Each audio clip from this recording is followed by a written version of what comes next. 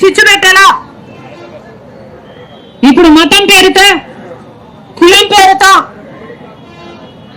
విభజించు పాలించు అన్న రీతిలో సాగుతుంది బీజేపీ పాలన. మన దేశంలో గాంధీజీ సిద్ధాంతాలు లేవు, ఇప్పుడు ఆర్ఎస్ఎస్ సిద్ధాంతాలే ఉన్నాయి. భారత రాజ్యాంగం నడవడం లేదు, ఇక్కడ ఆర్ఎస్ఎస్ రాజ్యాంగమే నడుస్తుంది.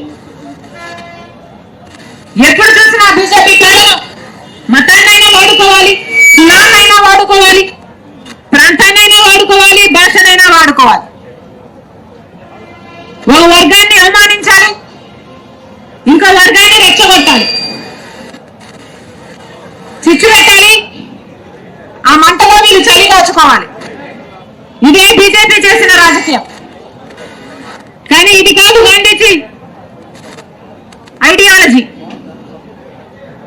సోదర భావం కోసం, ఐక్యత కోసం, ప్రేమ కోసం నిలబడిన మహనీయుడు గాంధీజీ అయితే, అదే సోదర భావం కోసం, ప్రేమ కోసం, ఐక్యత కోసం నిలబడి పోరాటం చేస్తున్న నాయకుడు కాంగ్రెస్ పార్టీకి చెందిన రాహుల్ గాంధీ గారు.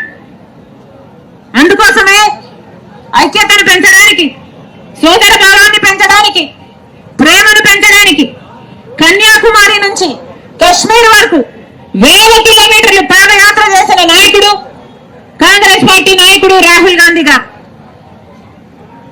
మళ్ళీ మన దేశంలో ఏ పార్టీ అయితే స్వతంత్రం కోసం పోరాటం చేసిందో, సాధించిందో, ఆ తర్వాత కూడా ఎంతో కాలం వరకు, సుదీర్ఘ కాలం వరకు ప్రేమను పెంచే విధంగా పాలన చేసిందో, మళ్ళీ ఆ పాలన రావాలని ఈరోజు మనస్ఫూర్తిగా కోరుకుంటూ, రైటిస్ట్ పార్టీ లాంటి బీజేపీ పార్టీలు అధికారుల నుంచి తొలగిపోవాలని, అలాంటి పార్టీలకు తెలుగుదేశం పార్టీ అయినా, వైసీపీ పార్టీ అయినా, జనసేన పార్టీ అయినా మద్దతు ఇవ్వడాన్ని పూర్తిగా ఖండిస్తూ ఈరోజు కాంగ్రెస్ పార్టీ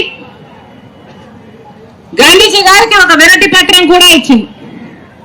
మళ్ళీ మన దేశం బాగుపడాలి, మన రాష్ట్రం బాగుపడాలి, కాంగ్రెస్ పార్టీ సెక్యులర్ పార్టీ, మన కాన్స్టిట్యూషన్ లౌకికవాదాన్ని కాపాడే పార్టీ కాబట్టి ఈ పార్టీ పరిపాలన చేయాలని గాంధీ గారికి ఈరోజు వినతి పత్రం కూడా ఇవ్వడం జరిగింది. సుప్రీంకోర్టు స్పష్టంగా రాష్ట్ర ప్రభుత్వం పద్ధతి బాగలేదు అన్నట్టు సుప్రీంకోర్టు 3ను చూస్తే కేంద్రం తరపు నుంచి ఒక దర్యాప్తు జరగాలి అన్న విధంగా ఉంది.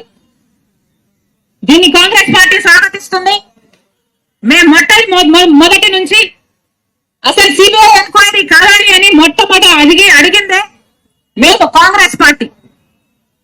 సిబిఐ ఎంక్వైరీ దీంట్లో జరగాలి అని మేము కేంద్ర ప్రభుత్వానికి లేఖ రాశాం. ఆ తర్వాత గవర్నర్ గారిని కూడా కలిసాం. సిబిఐ ఎంక్వైరీ కావాలి అని ఆయనను కోరాం.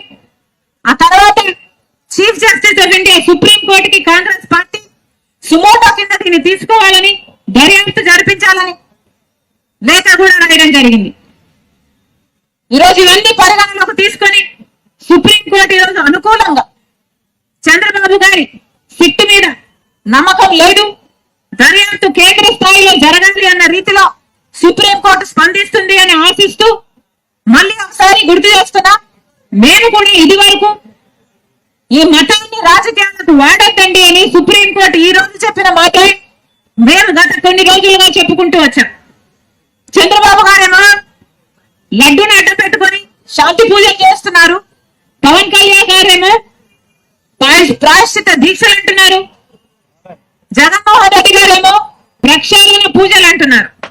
ఇలా ఒక్కొక్కరు వెరైటీగా ఒక్కొక్క పేర్లు పెట్టుకుని మతాన్ని కూడా రాజకీయాన్ని చేయడం కాంగ్రెస్ పార్టీ పూర్తిగా ఖండించింది. అదే విషయాన్ని ఈరోజు మళ్ళీ సుప్రీంకోర్టు కూడా చెప్పింది.